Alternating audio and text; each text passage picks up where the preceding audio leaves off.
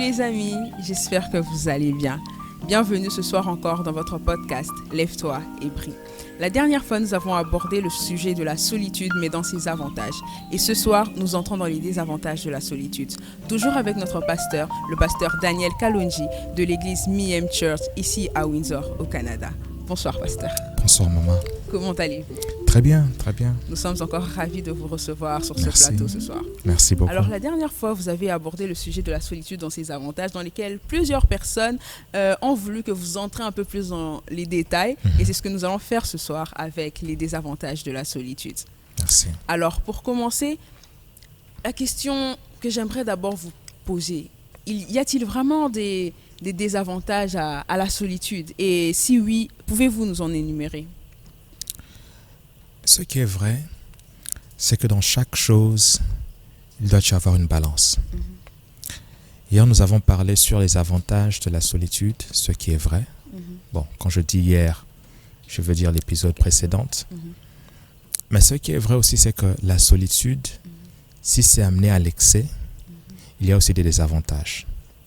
Parce que déjà à la base, quand le Seigneur a créé l'homme, la phrase qu'il a dit, ce n'était pas l'homme qui a dit à Dieu qu'il y avait un manquant. Mais c'est Dieu, en regardant l'homme avant que l'homme même puisse réaliser qu'il était seul, Dieu le regardant, il dit qu'il n'est pas bon que l'homme soit seul. Alors, quand il y a la solitude ou quand nous nous isolons, ça crée toujours des conséquences très néfastes. Bon, si vous voulez, je peux commencer déjà à les énumérer. La première raison pourquoi la solitude n'est pas une bonne chose, c'est que la première chose que la solitude crée, c'est qu'elle crée une atmosphère pour l'amertume. Il y a une histoire dans la Bible qui est très intéressante. C'est l'histoire de Job. Job, nous voyons comment il a perdu tous ses biens, il a perdu ses enfants, il était tellement malade, il n'arrivait pas à dormir, et comme tout son corps était affecté par la maladie. Et puis nous voyons comment son épouse, sa femme a dit, maudit seulement Dieu et puis meurt. Et puis nous disons comment Job était resté fidèle à Dieu et qu'on sort. Mais ce qui est intéressant, c'est si nous regardons cette même histoire du point de vue de la solitude. Nous voyons que non seulement Job perd tout ce qu'il avait comme bien, il perd tous ses enfants et il tombe malade. Et dans cette branche-là de l'histoire où son épouse dit maudit Dieu et meurt, ils sont tous les deux seuls. Il n'y a personne qui vient les voir.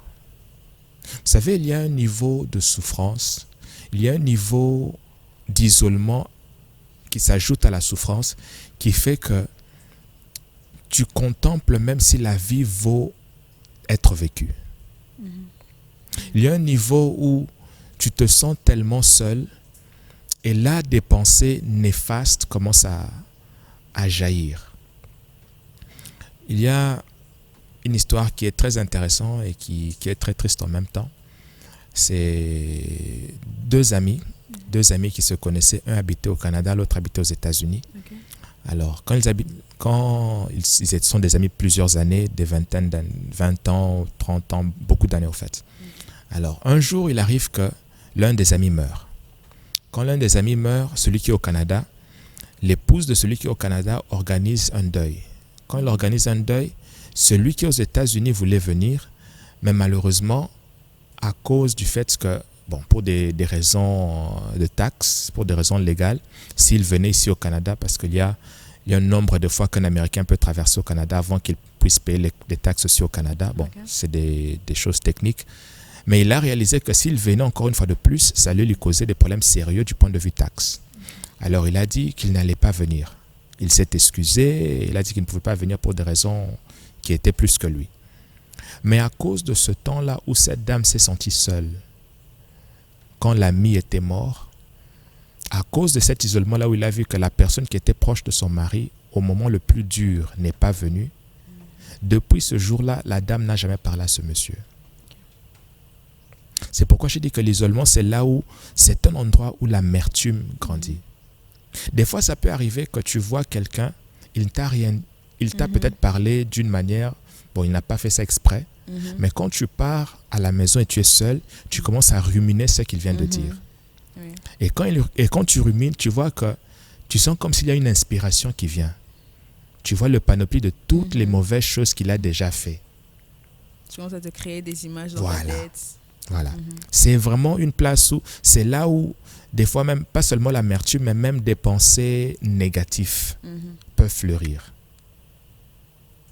Il y a un verset dans la Bible qui dit que même au milieu d'une fête, le cœur peut être attristé. Mais c'est pas la phrase que même dans une fête, le cœur peut être attristé. Moi, ce qui m'intéresse là, c'est le mot peut. Peu, ça veut dire c'est qu'il y a possibilité que dans la fête, tu peux être dans la joie, tu peux être triste. Mais quand tu es seul, c'est très difficile de te séparer de la tristesse et de cette amertume. Ouais. Alors ça, c'est le premier négatif de l'isolement. C'est que c'est une atmosphère qui crée ou qui favorise tout ce qui est amertume, tout ce qui est négatif de pouvoir jaillir. C'est bizarre, mais beaucoup de personnes qui, même quand ils traversent des moments de dépression, vous allez voir que parmi les choses qu'ils font, c'est qu'ils ferment toutes les lumières, ils ne veulent pas que la lumière même puisse entrer. Se laver devient difficile, sortir de leur chambre devient difficile. Même la force de pouvoir, il peut avoir le téléphone devant lui, mais même la force de répondre aux personnes qui l'ont écrit au téléphone devient difficile. Et l'isolement, ça peut devenir très, très dangereux. Oui, mais cette solitude-là, c'est celle que une personne, elle s'est imposée, dans laquelle elle a voulu demeurer, n'est-ce pas? Ça peut être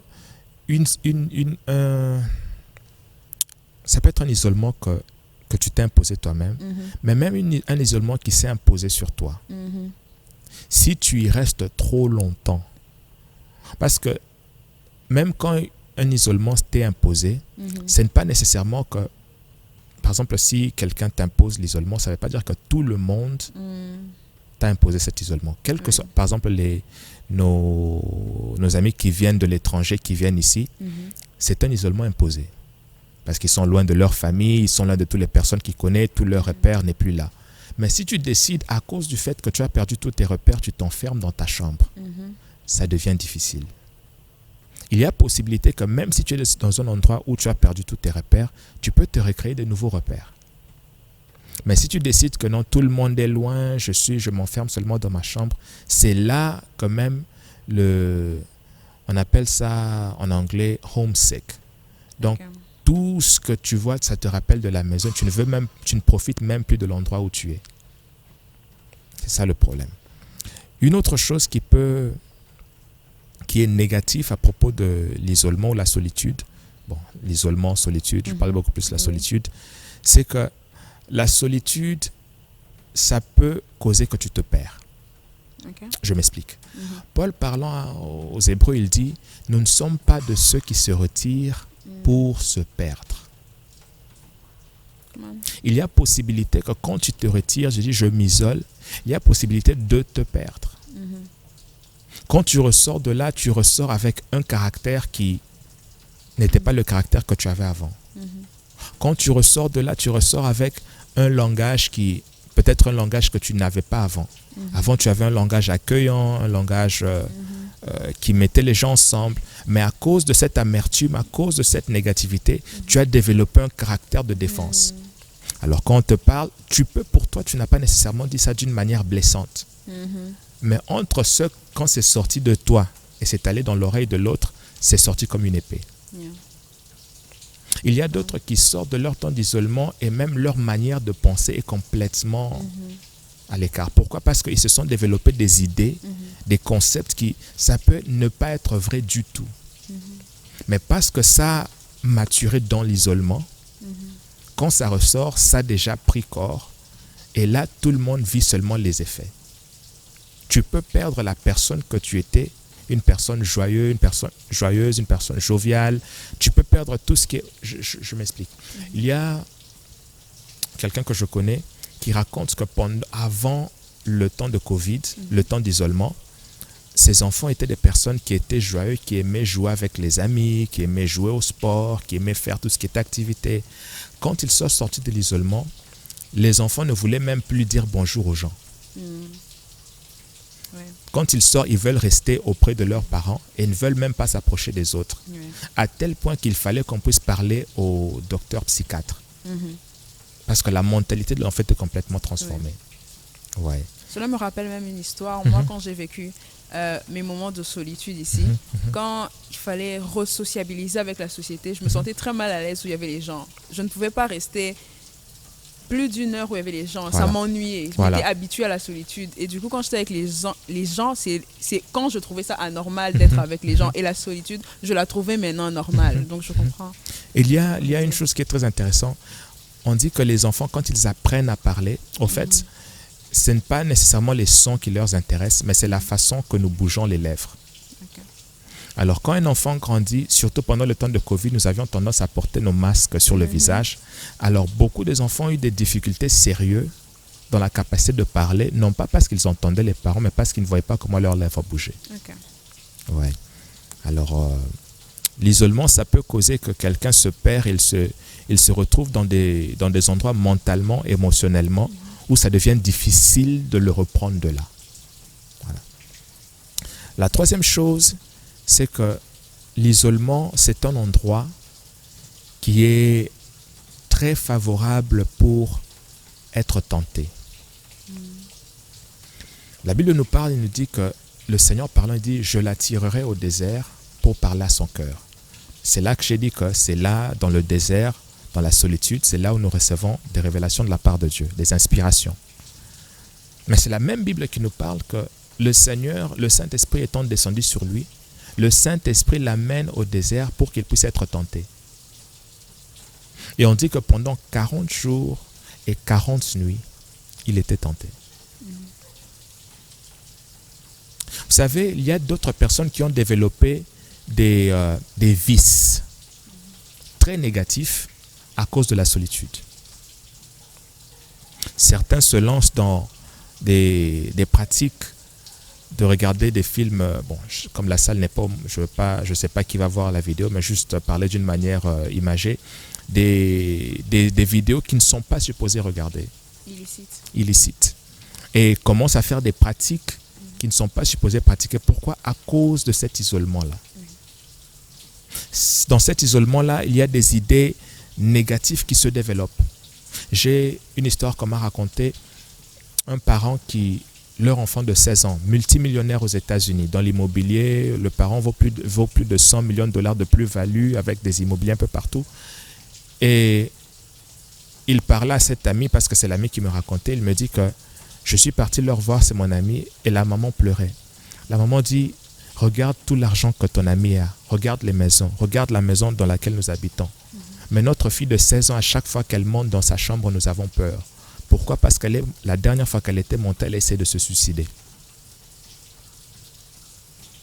L'isolement, c'est un endroit où, si tu ne fais pas attention, tu peux aller et recevoir des idées. C'est là où certains enfants ont des idées néfastes d'essayer de se pendre, de se couper, d'essayer de voir, d'essayer de faire des pratiques qui peuvent affecter leur vie.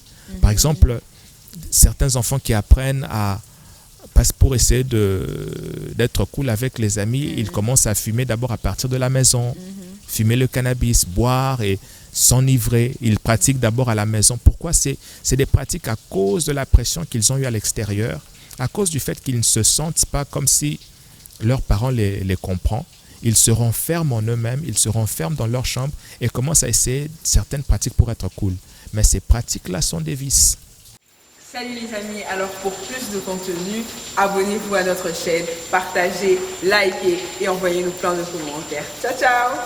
Mais à ce moment-là aussi, quand tu es dans la solitude, tu ne te rends pas compte de ces pensées. Toi, tu n'as pas conscience que ces pensées-là, elles sont néfastes pour toi. C'est comme, par exemple, moi, je me disais, si je meurs, de toute façon, je suis enfant de Dieu, je vais aller au ciel. Donc, il n'y a pas trop de problème. À ce moment-là, tu ne réalises pas que c'est subtil, en fait, ces pensées. C'est pour ça l'une des raisons que j'ai dit, l'une des raisons négatives de la solitude, j'ai dit qu'il y a possibilité de te perdre. Parce que quand Dieu, par exemple, cet exemple-là, quand Dieu nous crée, c'est pour que nous puissions vivre. Mais pendant que tu es là dans la solitude, tu peux te dire, même si je pars au ciel. C'est ce qui est arrivé à la femme de Job. À cause de la solitude, à cause de la souffrance, bon, maudit c'est mon Dieu et meurt. Elle n'aurait jamais pu dire ces mots-là quand il y avait des gens autour, quand elle vivait bien. Oui. Mais à cause de cette solitude-là, à cause de cette douleur, qu'on en finisse seulement. C'est parmi les choses négatives de la solitude. Bon, j'ai parlé du fait que c'est un espace très, très propitiatoire pour certaines pensées d'amertume. Il y a possibilité de se perdre. Il y a aussi possibilité d'ouvrir une porte pour que des tentations et des esprits méchants, si je peux dire ça, des esprits mauvais. Oui. Par exemple, la dépression, c'est très rare que la dépression t'attrape au milieu d'une fête. Tu vas pas, tu es au milieu d'une fête, tu es en train de sauter, tu es content et puis la dépression vient. Non, c'est quand tu es seul, quand tu es isolé, c'est quand tu vas commencer à entendre des pensées du genre tu n'es rien, tu ne vaux rien, la vie ne vaut même pas la peine d'être vécue. Pourquoi est-ce que même tu vas aller te laver, tu vas aller nulle part? Regarde ta vie. Et quand on dit regarde, quand tu vois ces pensées-là de regarde ta vie, tu vas voir que c'est toujours les places négatives de ta vie. Toute ta vie ne se résume pas dans le négatif. C'est vrai. Mais c'est le négatif que tu vas voir. Et une chose, parce que quand je dis toutes ces choses, ça a l'air comme si c'est seulement pour les personnes qui sont un peu au bas de l'échelon. Au bas de l'échelon, je m'explique pourquoi est-ce que je dis au bas de l'échelon. Il y a un homme de la Bible qui est très intéressant. Son nom c'est Élie. Élie, la Bible nous dit que il était quelqu'un qui il disparaît ici, il apparaît là-bas. Il disparaît ici, il apparaît là-bas. Alors, un jour, des soldats viennent, ils veulent le prendre pour l'amener vers le roi. Il dit, si je suis serviteur de Dieu, que le feu descend et vous consume. Il le fait 2 fois de suite. Imaginez-vous, c'est un groupe de 50, minimum 50 personnes, soldats bien armés. Quelqu'un qui a ainsi dit que si je suis serviteur de Dieu, que le feu descende. Et le feu, c'est pas qu'on a envoyé le feu du quartier. C'est pas qu'on a amené des pneus pour brûler. Non, le feu est descendu du ciel et a consumé 50 personnes vives. Quand il fait le miracle qu'il a fait au mont Carmel, il y avait une foule devant lui. Une foule qui était devant, il fait descendre le feu, ça consume tout l'autel, et puis il prend les prophètes de Baal, prophètes d'Astarté, il les tue, et puis il prie, et puis l'eau revient. En ce qui concerne accomplissement, c'est quelqu'un qui est au zénith. Il est au zénith. Je me dis, même aujourd'hui, s'il y avait quelqu'un que Dieu pouvait faire grâce, qu'il avait même une portion du pouvoir que Élie marchait avec. En tout cas, c'est quelqu'un qui allait être très respecté dans la société. Mais curieusement, regarde ce qui se passe. Jézabel, la femme du roi, dit qu'à cause du fait que tu as tué tous les prophètes des autres dieux, le lendemain, si je ne te fais pas la même chose, ce que tu as fait, alors que mes dieux me traitent avec toute leur rigueur. Élie fuit. Il arrive à une place, il est fatigué, il s'endort. On lui donne l'ange de Dieu vient et puis lui donne la nourriture et tout, et puis il part vers les chutes. Mais pendant ce trajet-là, regardez ce qui est intéressant. On lui pose la question, Élie, qu'est-ce que tu fais ici? Et Élie dit, Seigneur, tous les prophètes sont morts. Tout le monde n'est plus là. Je ne suis resté que seul. Il était prophète, il avait l'onction, il avait le pouvoir, mais à cause de la solitude, Élie a demandé la mort. Il y a plusieurs personnes, des fois nous nous posons la question, mais comment est-ce que cette star, il a des millions? Comment est-ce qu'il a pu se suicider? Comment est-ce que cette star, il est populaire? Mais comment est-ce qu'il arrive au point où il se prend la vie, il se ôte la vie, ou bien il a essayé de sauter la vie? Mais nous ne savons pas que ces gens-là, même au milieu de cette popularité-là, même au milieu de cet argent-là, l'isolement peut amener ses pensées de se suicider. Une fois, j'ai vu une photo d'un serviteur de Dieu. Par la grâce de Dieu, je le connais personnellement. Okay. Alors, il a posté une photo. Quand il a posté la photo, il a écrit, en tout cas, cette semaine, Dieu va vous bénir, Dieu va vous faire grâce, c'est une semaine de bénédiction et tout. Et j'ai vu des dizaines, des centaines de likes. Les gens étaient Amen, Amen, homme de Dieu, Amen, prophète, Amen, homme de Dieu. Et je lui ai écrit, quand j'ai vu la photo, curieusement, j'ai regardé à ses yeux. Et quand j'ai regardé à ses yeux, il m'a rappelé à mon père. Il m'a rappelé à mon père dans le sens que, en regardant ses yeux, je pouvais voir le sacrifice que cet homme-là fait que personne ne va réaliser. Et je me rappelle, je lui ai écrit en privé, j'ai dit, papa, en tout cas, je sais que beaucoup de gens ont vu cette photo que vous avez postée et vous ont dit amen. Mais moi, je vous écris pour vous dire merci. Merci parce que pour que ces amen-là puissent être dits, les personnes qui disent amen ne réalisent pas le nombre des jours, des heures, des semaines que vous avez passé loin de vos enfants, loin de votre épouse. Les sacrifices que vous avez faits, les voyages que vous avez faits. Vous savez, même pour faire un voyage, aller-retour, ça a un impact sur le corps. La fatigue, les sacrifices que vous avez faits pour que ces personnes-là puissent dire amen. Ils ne le sauront jamais peut-être, mais au moins, je voulais vous dire que nous qui par la grâce de Dieu, nous voyons ça, je voulais vous dire merci. Que le Dieu qui voit le sacrifice que vous faites dans le secret, qui vous le repaye même au public. Et je me rappelle, il m'a écrit en retour, il m'a dit, fils, je lis ce message et je suis en train de pleurer. Merci. Merci. L'isolement, c'est quelque chose qui, c'est bien, ça a des avantages, mais ça a aussi beaucoup de désavantages. Que si nous ne faisons pas attention, même au milieu de l'argent, au milieu de la gloire, au milieu de toutes les choses que les gens cherchent, ça peut pousser à quelqu'un à se demander la mort. C'est bien, mais ce n'est pas aussi bien. Voilà. Merci beaucoup, pasteur. Alors moi, j'ai encore une question. Comment faire pour sortir de la solitude quand on a tellement demeuré dans ça, et très souvent, c'est plusieurs situations de la vie aussi qui nous poussent dans cette solitude. Tout à fait. Beaucoup ont vécu du harcèlement, peut-être scolaire, peut-être dans la société. Beaucoup, ce qui leur ont poussé à la solitude, c'est la trahison dans les relations, l'amitié et tout ça. Beaucoup, donc il y a vraiment plusieurs situations qui nous introduisent dans la dépression. Mais comment maintenant en sortir? Comment sortir de cette solitude-là? Et même, il y a d'autres qui, à cause des coups de la vie, par exemple le décès de quelqu'un de très important, je sais qu'il y a plusieurs personnes qui, quand quelqu'un de très cher meurt, le choc est tellement fort qu'ils se renferment en eux-mêmes. Pour ces gens-là, le conseil que je veux leur donner, c'est, vous savez, il y a un certain niveau de solitude, il y a un certain niveau de peine, il y a un certain niveau de douleur que seul l'amour de Dieu peut en sortir. Ce que je peux nous encourager à faire, là je parle en tant que serviteur de Dieu, ce que je peux nous encourager à faire, c'est que au milieu de ce ténèbre-là, au milieu de ce ténèbre, au milieu de cette solitude où même pour en sortir, tu n'as pas la force, le Seigneur est juste là à côté de toi.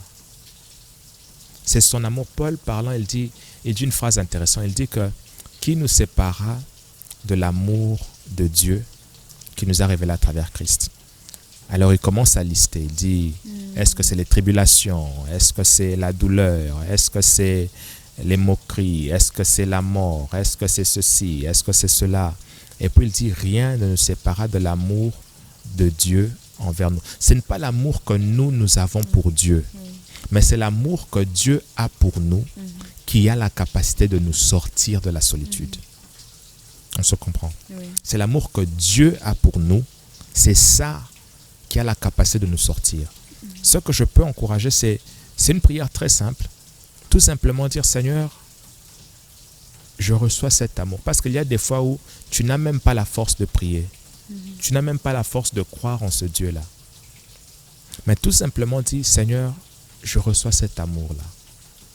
Je reçois cet amour-là dans ma vie parce que j'en ai besoin. Et tu vas réaliser que l'amour de Dieu, quand la Bible dit que car Dieu a tant aimé qu'il a donné. Alors ce qui va se passer, c'est que quand tu reçois cet amour-là de Dieu, la première chose que ça fait, c'est que ça fait un changement dans le cœur. Mais maintenant, ce qui va se démontrer quand tu sors à l'extérieur, c'est que tu vas commencer à voir, c'est un peu comme, il y a une phrase dans la Bible que David parle, il dit que, et puis il dit, save me from the hands of men, save me from men, which are the hands of God. C'est-à-dire que les hommes sont les mains de Dieu. Alors ce qui va se passer, c'est que quand tu sors, quand tu reçois cet amour-là dans ton cœur, tu dis Seigneur, je reçois cet amour. Tu vas voir une particularité de la manière de ton interaction avec les gens autour de toi. Tu peux voir quelqu'un qui t'a jamais parlé auparavant, t'écrit, oh non, je voulais juste te dire bonjour.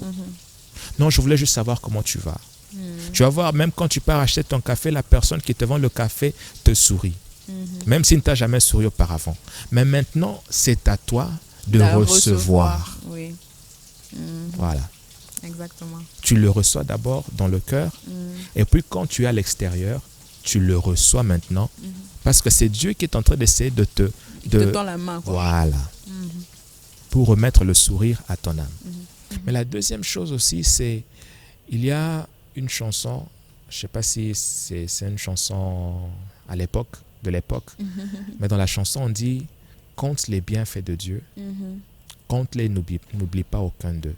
C'est très difficile de rester dans les ténèbres de la solitude s'il y a la reconnaissance envers Dieu dans ton cœur. La reconnaissance d'être en vie, la reconnaissance d'être en bonne santé. Voilà, donc voilà les amis, comme le pasteur l'a dit, à toi qui te poses des questions sur comment sortir de ma solitude. J'ai traversé tellement de choses, les gens m'ont trahi, j'ai plus confiance aux gens, comme le pasteur l'a dit.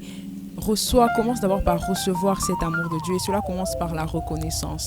Tu reçois cet amour de Dieu et ensuite n'oublie pas de faire ta part à toi. Ta part à toi est d'accepter l'amour que Dieu va te démontrer au travers des gens. Ça sera peut-être par un sourire, ça sera peut-être par un compliment, ce sera peut-être par un bonjour, mais reçois cet amour que Dieu te donne au travers de chacune des personnes qu'il mettra sur ton chemin. Tout ça pour te sortir de la solitude. C'était ton podcast Lève-toi et brille et à la prochaine.